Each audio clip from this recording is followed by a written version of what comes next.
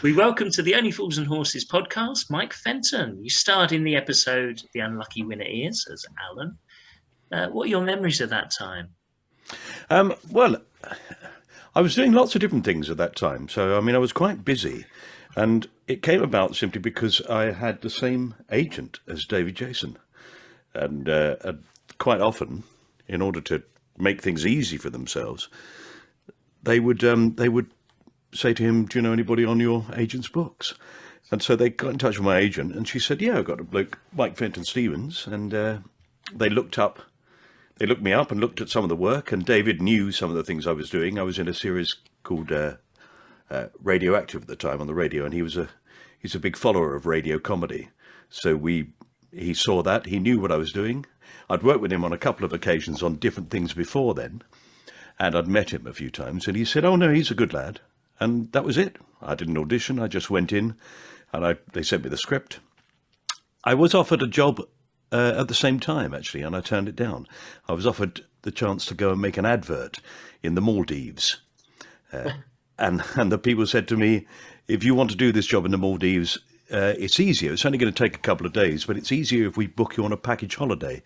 So do you want to go take your family with you?" And I said, "Yeah, all right." And so I turned down 2 weeks in the Maldives, doing a 2-day job earning £10,000, and turned that down and did Only Fools and Horses instead. It was the right choice. It was the right choice. It was, yeah. It was a good choice. It was a great thing to do. It was a very big program by then, though. I was in series 7, I think. Is that right? 6, I think it was. Six. That's right. And it had just gone to the 40 minutes at that point, so they had the extra time to do all sorts of things with, which I think that's the point at which they sort of turned into almost like mini plays. They were just beautiful, and they did that as a result of the fact that John Sullivan would always write 10 minutes more than was needed. So every half-hour script has 10 minutes of material that was cut. If you can find the original scripts from actually before they were printed, to be used in the studio, if you can get them from when he was actually writing them, and they must be somewhere, his family must have them on record, I think, it would be brilliant to read through all those bits that were cut.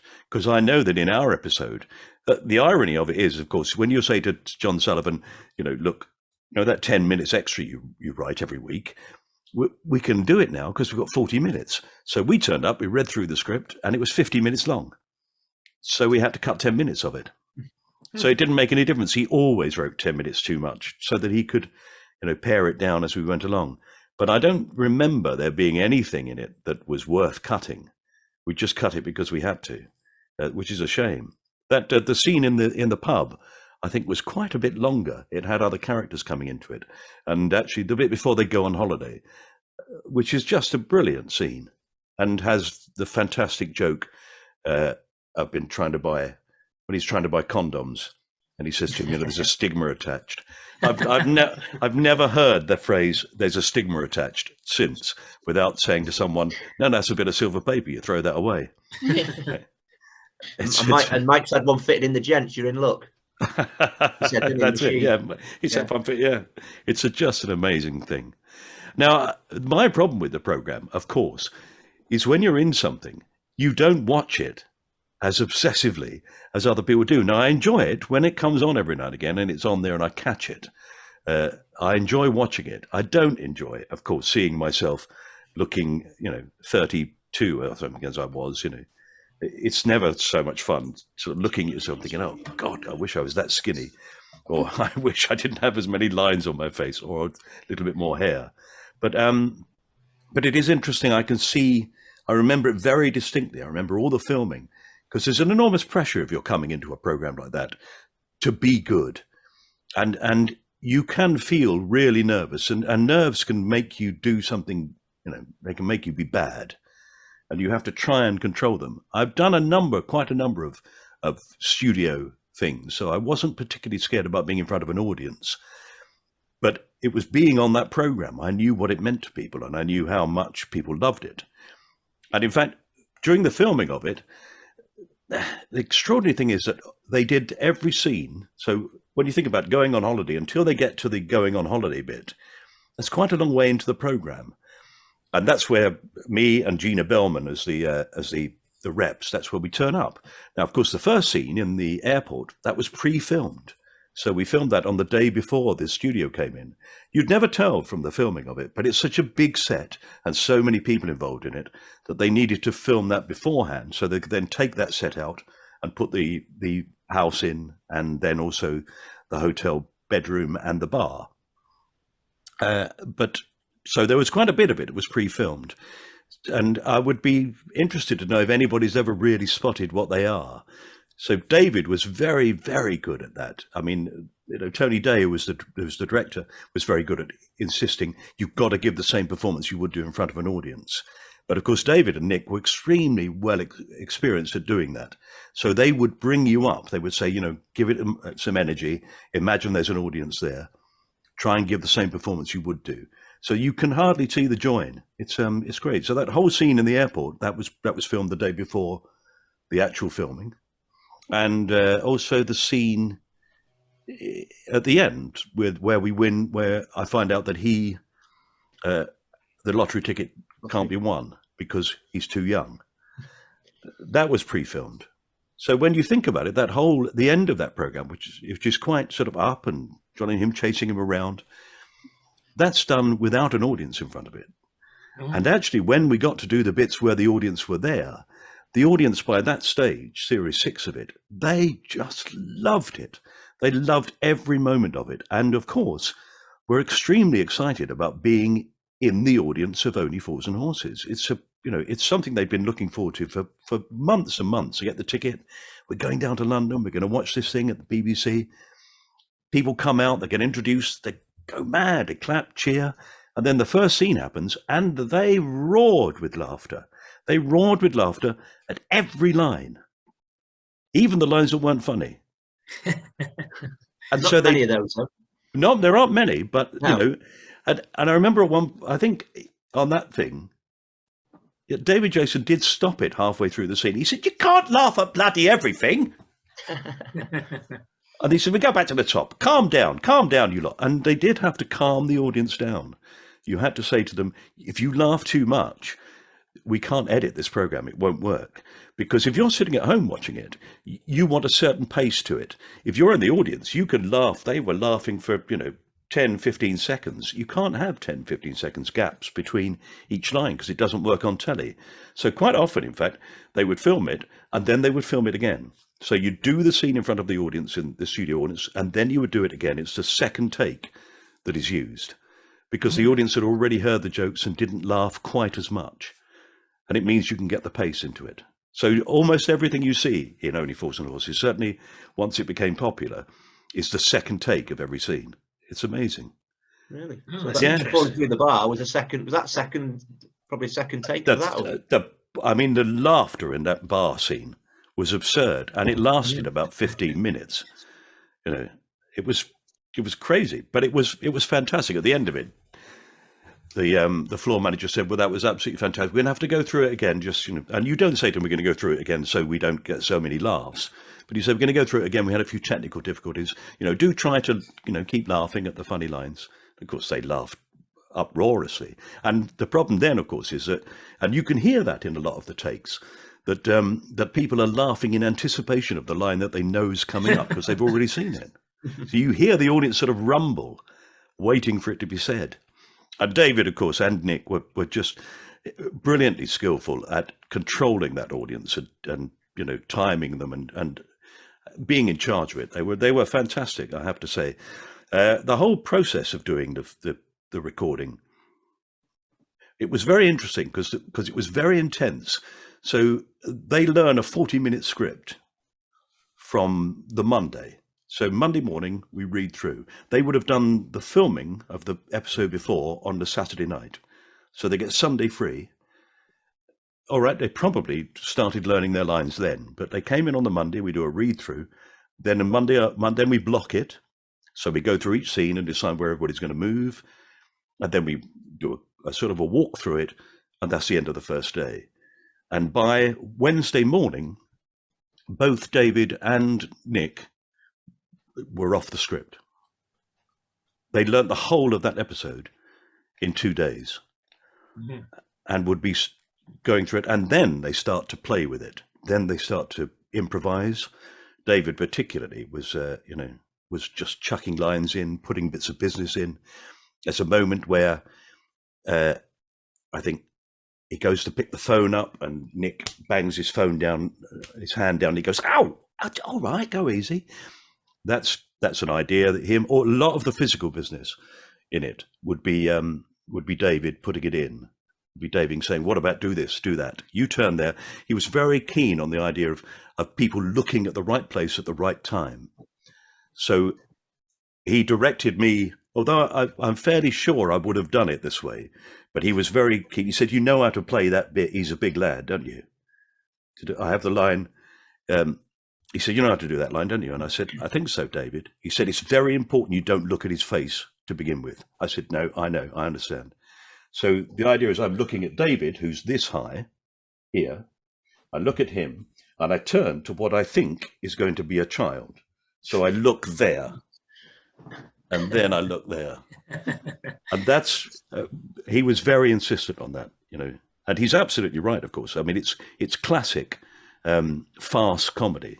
That's what you do, is you go with where the audience expect you to go, and then discover something new. And he was a master at it. I mean, he is a master at that. It's an extraordinary, years and years and years. I've been very fortunate in my career. David, I get on very well with him. I love him, actually. He's a lovely man, and he's very genuine. But he's asked for me several times.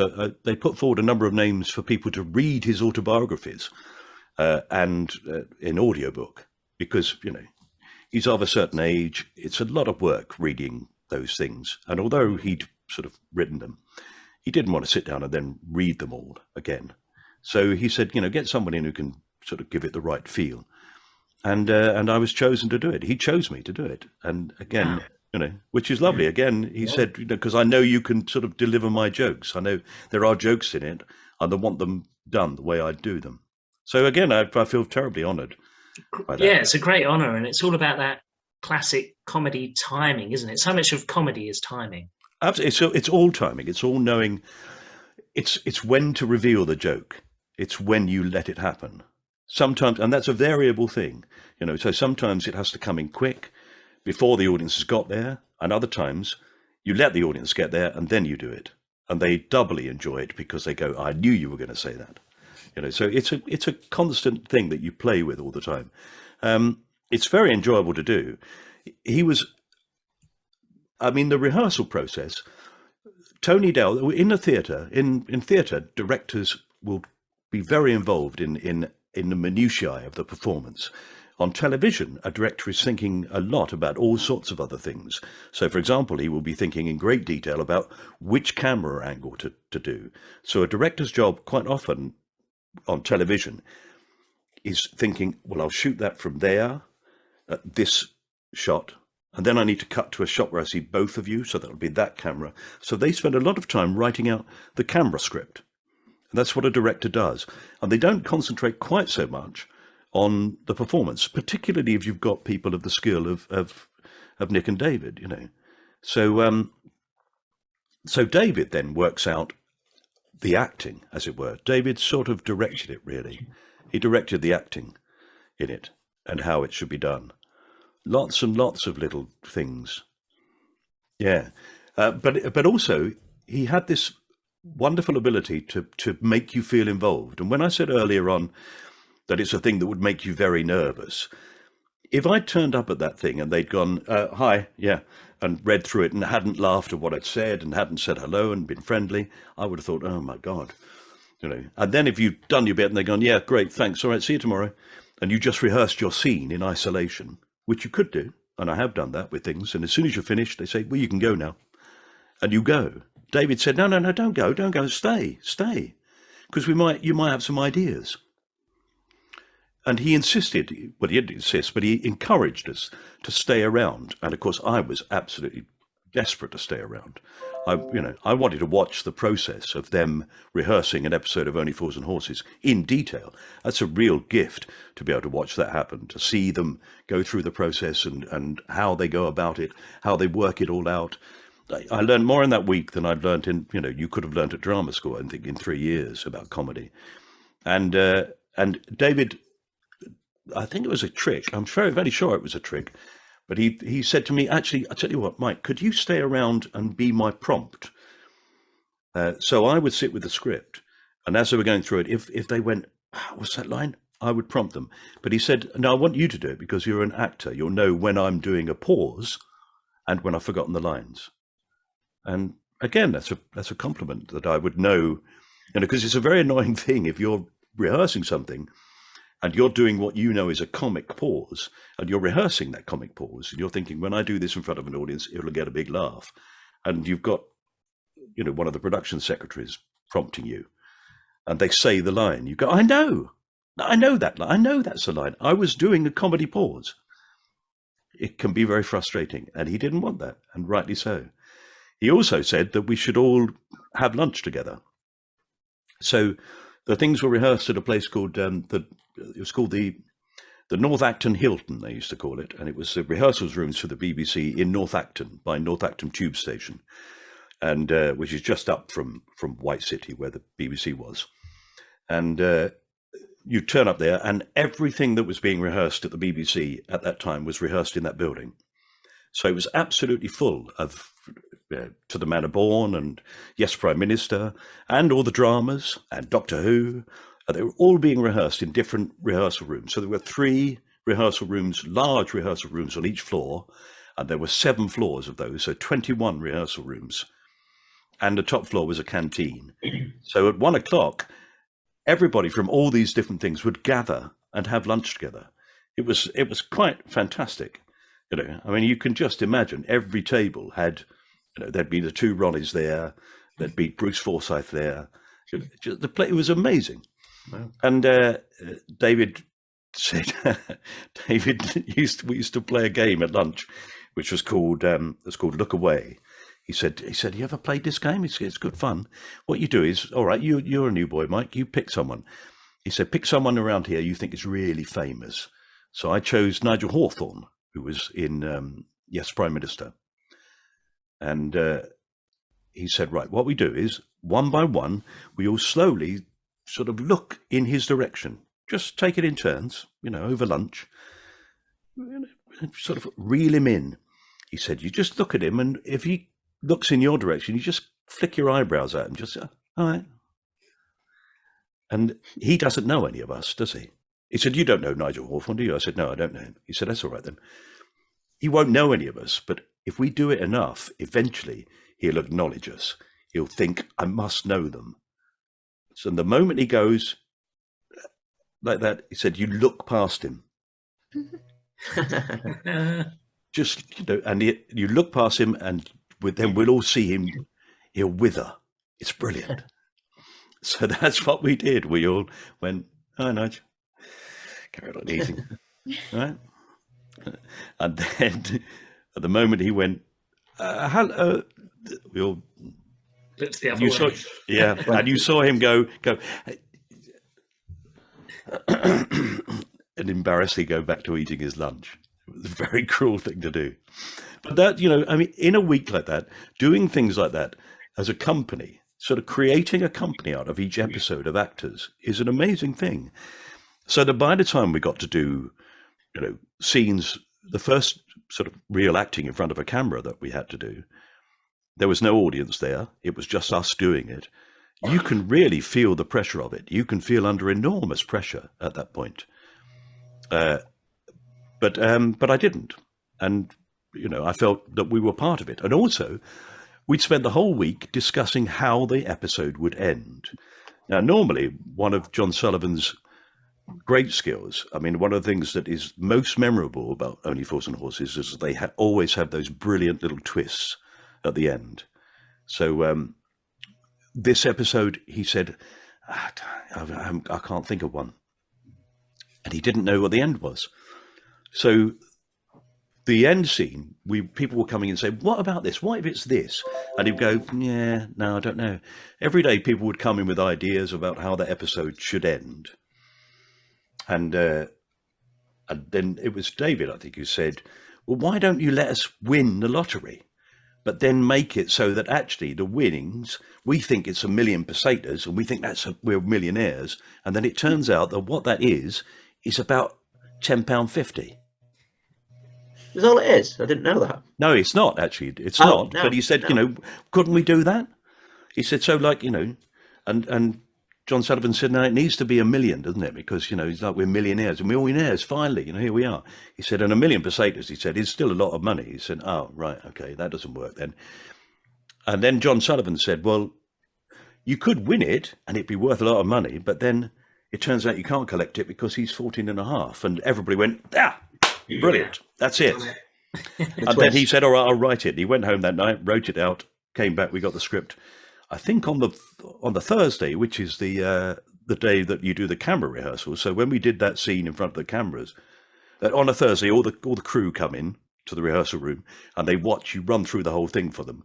And generally that's in order for them to look and go, okay, well, my camera's here. Where do I need to put my boom mic? It's a technical thing for them. And I've never been at a technical rehearsal. You can do a technical rehearsal of very, very funny shows. And they're thinking about their job. They're working on lighting and, props and that sort of thing. And so they're concentrating on their job and they'll often not laugh at all. So you can do a run through, the first run through in front of people who've never seen it before, complete silence. It's very dispiriting. But that of course, they laughed and laughed. And you thought, oh, this is great. This is going to be brilliant. And then we did it in front of an audience and it was fabulous. And so I feel very lucky to have been the person who did that. And then after we finished the camera rehearsal, everybody went to their boxes and things and they all brought out paper planes. Everybody had made a paper plane. And we were on the 7th floor of the Acton Hilton. And everybody went to the windows. We opened the windows and we all threw paper planes out. And whoever's paper plane went the furthest won a bottle of champagne that was provided by David.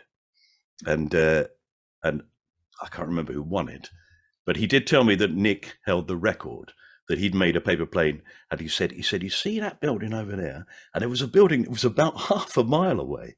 He said, we all threw it out and it goes like that. And most of them came down like this. And his just caught the wind and it just went up. And we all stood here and went, fucking hell, look at that.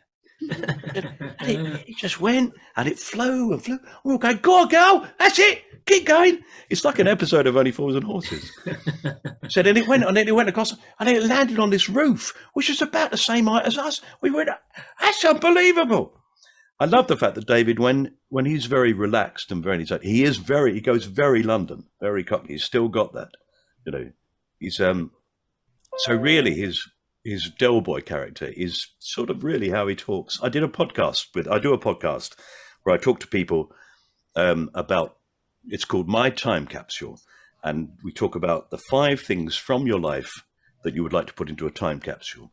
You pick 4 things that you love and 1 thing that you'd want to get rid of, something you'd like to forget. And I got in touch with his old agent, Meg Poole, who's retired now, and said, do you think David might do it for me? And he said, she said, well, I don't know. I don't think he'd know what a podcast is. So then I got in touch and I was put in touch with his wife and we exchanged emails. And I said, we can just meet and it's just a chat really. And she said, yeah, okay. So I met David at the Ivy and we had lunch, fish and chips. And then we sat and talked and it's just lovely.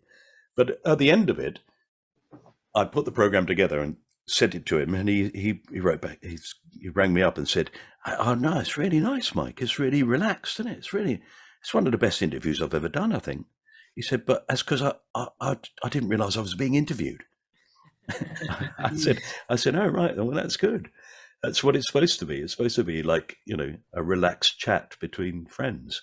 And he said, "Yeah, I really really enjoyed it." He said, "Actually, are you still editing it?" I said, "I can edit it. What do you want me to do?" He said, "Could you take all the fucks out?" So I said, "Yeah, of course I can." He didn't think it would be appropriate, and he's Does he swear? I've never really heard him swear. Well, he's a well, that's because he's a professional, Yeah. you know. But of course, you know, I mean, he was Everyone brought up. swears. Everyone swears. Everyone swears. So he was in, you know, and when you're with friends and you're in a place, of course, people do. It He is was a great way to interview people because they must let down their guard. I know.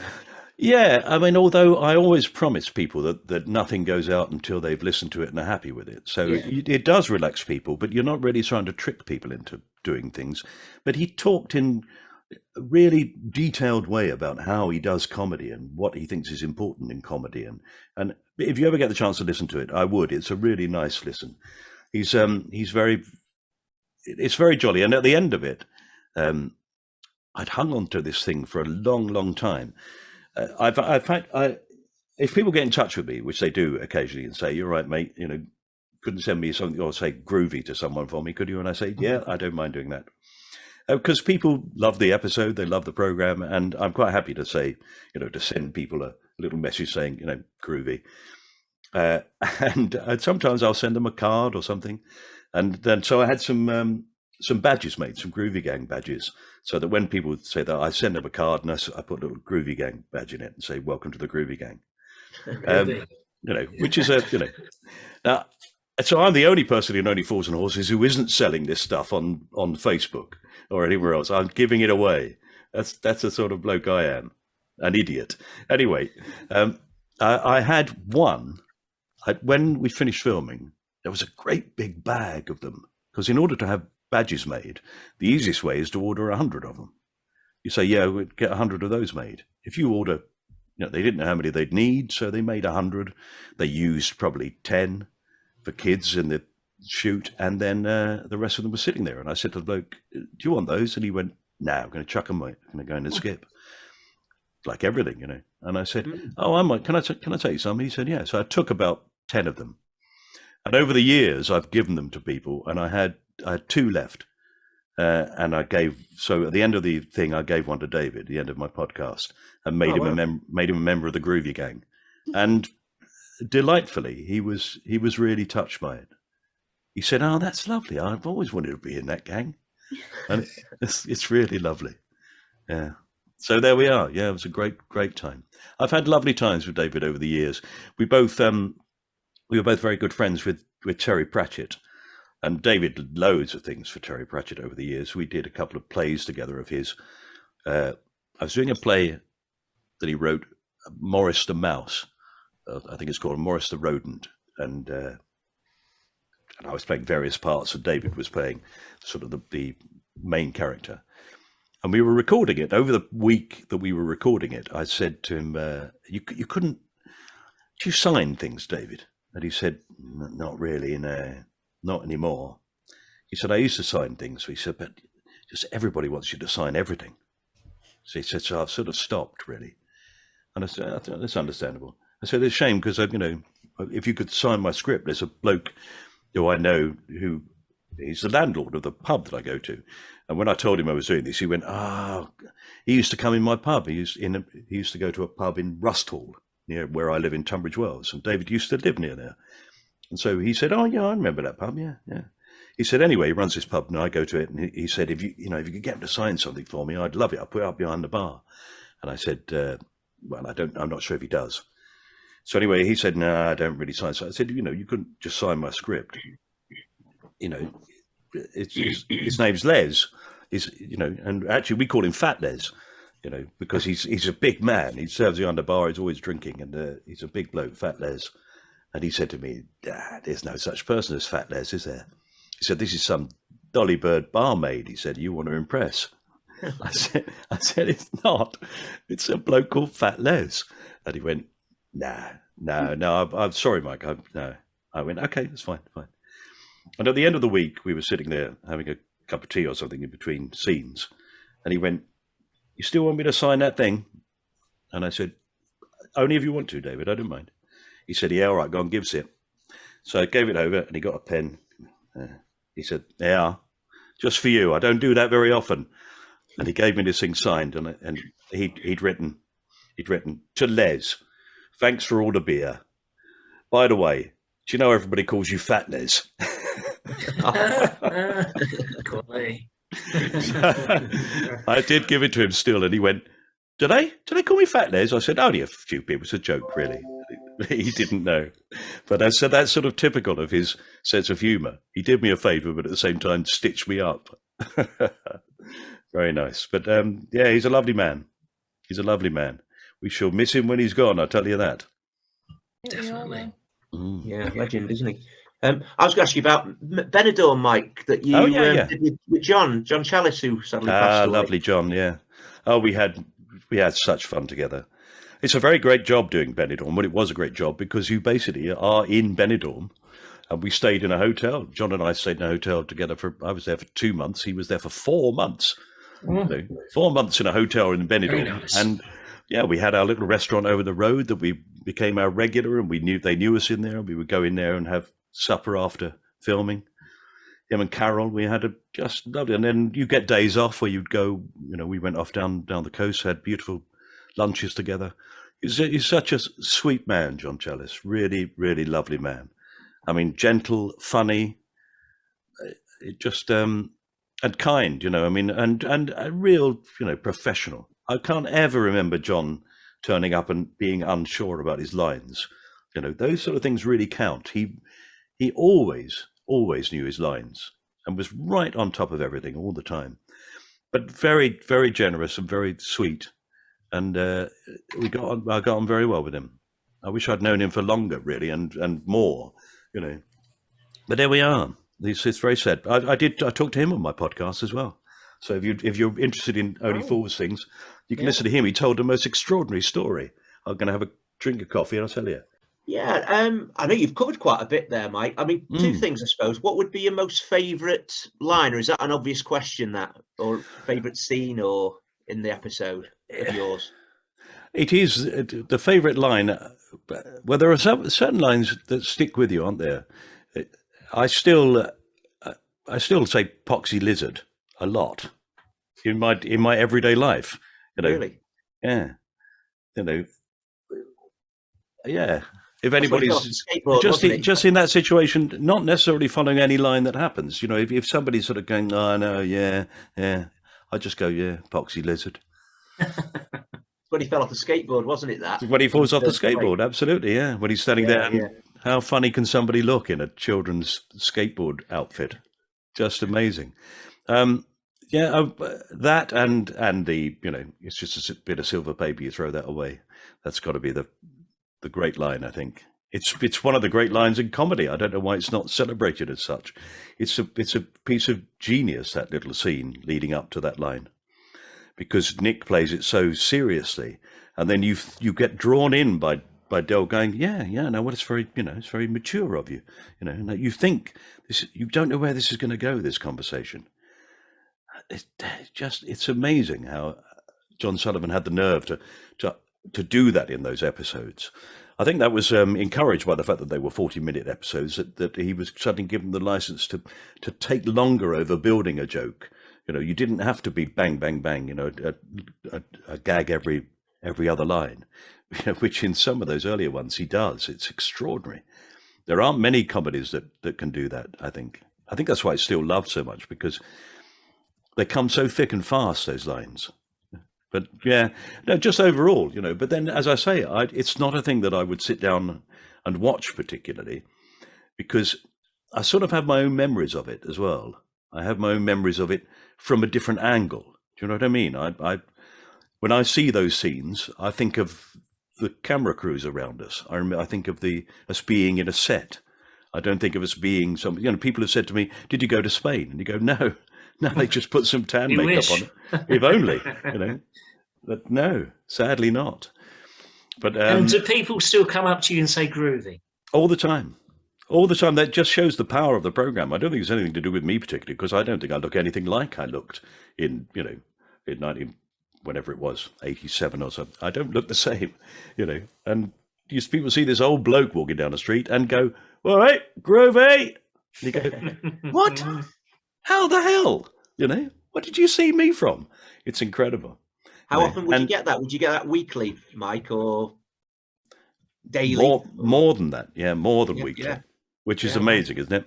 It's amazing. it just shows how powerful those programs are and how loved they are.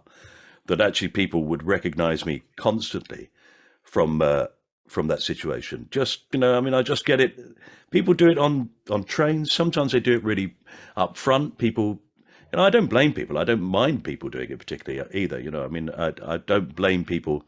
People sometimes get really, they go, oh my God, oh bloody hell, you're in Only Fools and Horses. Oh, bloody hell, mate, bloody hell. Here, can I have a, and before you know it, and you go, yeah, hang on a minute, COVID, give us a but, which is fine. You sort of go, yeah, okay, that's fine. But sometimes people are very, very sort of shy and surreptitious about it. One of my favourite is I was on a train, and there was a very, very posh-looking businessman sitting, obviously, not opposite me, but in the next sort of bit on a train, looking near, and he looked at me every now and again. I thought, he looked at me rather as if he was looking, sort of going, "You're a bit of a scruff, aren't you?" And he didn't look as if he was pleased. And then when we got to London Bridge Station, he got up to get off, and he got up and he folded his paper and he got his suitcase. And he turned and looked at me, and I thought, well, yeah, I'll try and be friendly. So I smiled at him, and he went, "Groovy." And that's all he did. He didn't say it. He just went, "Groovy." And is that, are you having fun, isn't it, as well? Are you having fun? Are you having fun? Are you having fun? Yeah.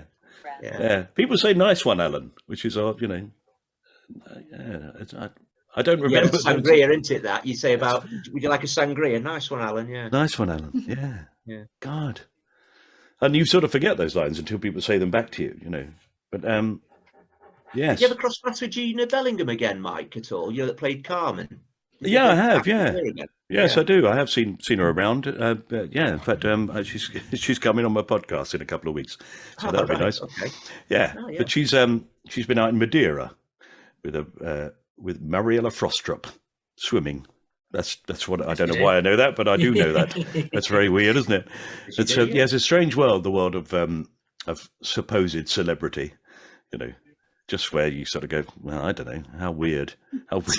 Sounds quite random to me. It is very random. The whole thing is random. And what's nice about it, of course, with this profession, you get used to the idea that you don't see people for a very long time, and then you do. And then that's nice, And then you go, hiya, and actually there's no judgment made on the fact that you haven't seen someone for 20 years. Not sort of, oh, where you been? You could have written. No, it's very accepted within the acting profession that when you're with people, you're with people. And when it goes, it's impossible to keep it all up. So you just go, see you soon, I hope. I mean, I spoke to Dara O'Brien on my podcast, and I haven't seen him for God knows how long. And off we went. It was lovely. And, all sorts of people who you just bump into in the street or something, I bumped into Nick in the street before his son died, sadly, and he was, he still has to have a baseball cap and sort of hide himself a bit, same as Richard Wilson. I know Richard Wilson quite well, and he's the same. He still gets, I don't believe it all the time, I can imagine Rodney always gets, all right, Dave, you plonker. All the time. Oh, you plonker, yeah. People all the time. So that can be wearing, I think, and so he sort of keeps himself to himself a bit. And I've worked with his son, and it's a terrible, terribly sad. I mean, I haven't seen him since, but I feel for him. It must be awful. Tragic, isn't it? Terrible. But there we are. Yes, and John gone, and it happens all the time. We lose people, but we're lucky to have them there. Talking of John, he told me the most fantastic story about. He told me loads of stories over the years, most of which are not really repeatable. But he told me a story that when he was a young man, he came down from working at this will surprise you. He came down from working at the Royal Shakespeare Company. And he just finished there, and he came down to London, and his agent said, I've got an audition for you. It's for a new film. And he said, oh, great. Yeah, what is it? He said, it hasn't got a title yet, but the Beatles are making it. So he went, oh, okay, great. He said, so do you want to go and audition for it? They're looking for somebody they're going around on a bus, apparently. And he went, okay, what do they want me to do? He said, I don't know, just go along and see them. So he went, them? What, go and see the Beatles? And they went, I think so, yeah. He went, okay. So he went to Apple Core, not Apple, the iPhones, but Apple Core, Before that. Yes. And where they filmed the Get Back stuff and where they sang on the roof. And he went into this room, and there were the Beatles. And he thought, bloody hell. So we sat down and chatted, and he said, they're saying Paul McCartney was we got this, thing we're going to do. We're going to go on a bus, and it's going to be great. And, we're just looking for people who can come up with ideas and things. And he went, yeah, well, I can do that. He said, do you do characters? And he started doing Goons things, because he knew that John Lennon liked Goons, and John Lennon and him were doing Eccles and Blood Knock and all those things back to each other, doing Goons voices. And then they finished, and Paul McCartney said, great, okay, lovely. Actually, before you go, what's your favourite Beatles song? And John Lennon, and everybody sat up, and John said, and he said, I said something that I don't know why I said it, but it came out of my mouth before I thought about it. But he said to me, what's your favourite Beatles song? And I said, actually, I prefer the Rolling Stones. Oh. worst thing he could have said, probably. Worst thing. He said the room went absolutely icy.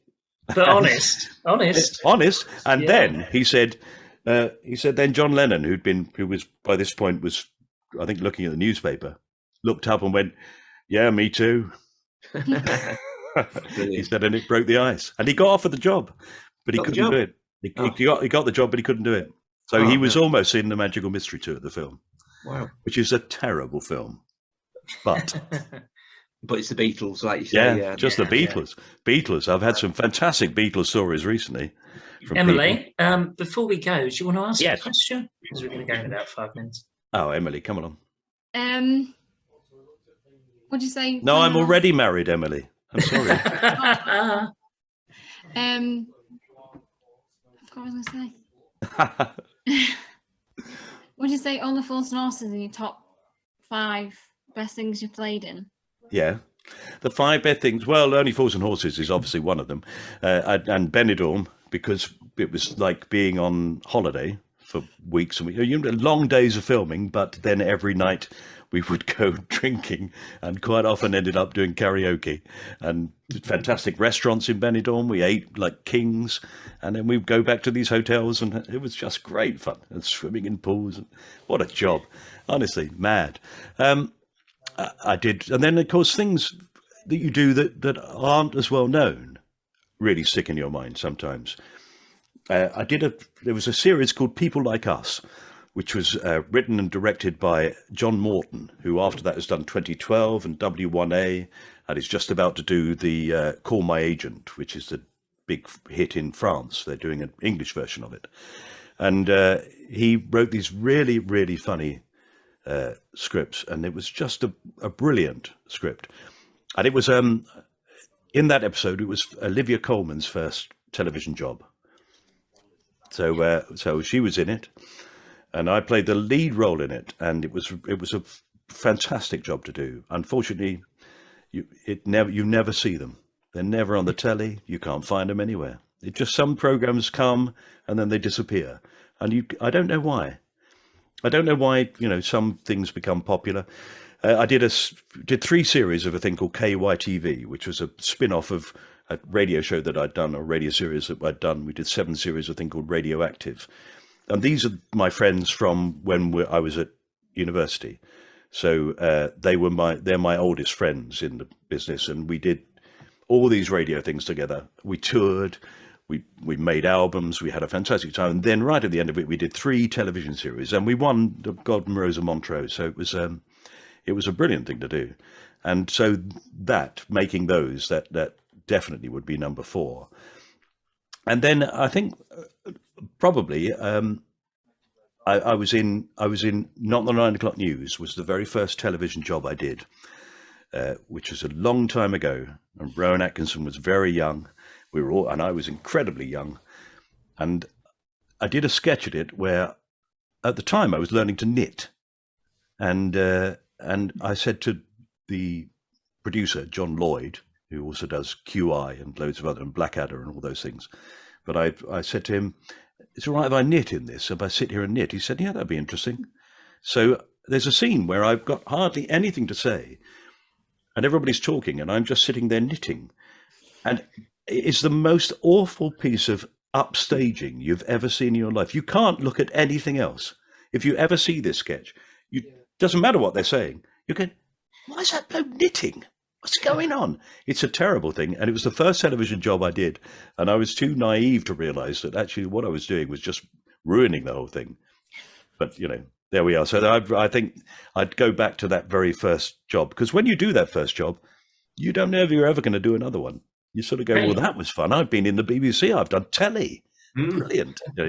And then it became like a second home. I've been there hundreds and hundreds of times. It's just, I've been very lucky. I've had a great time. Thanks, Mike. We got to go now. Before we do, could we just do a groovy? So I'll say groovy, Chris says groovy, Emily says groovy, and then you say groovy. And then Okay. Edit it. Yeah. Okay, let's do it. Groovy. Groovy. Groovy. Groovy. Thanks for joining us, Mike. Lovely to speak to you. Thanks, Okay, Mike. keep well. Nice to meet you. Nice to see you, Chris. Take care.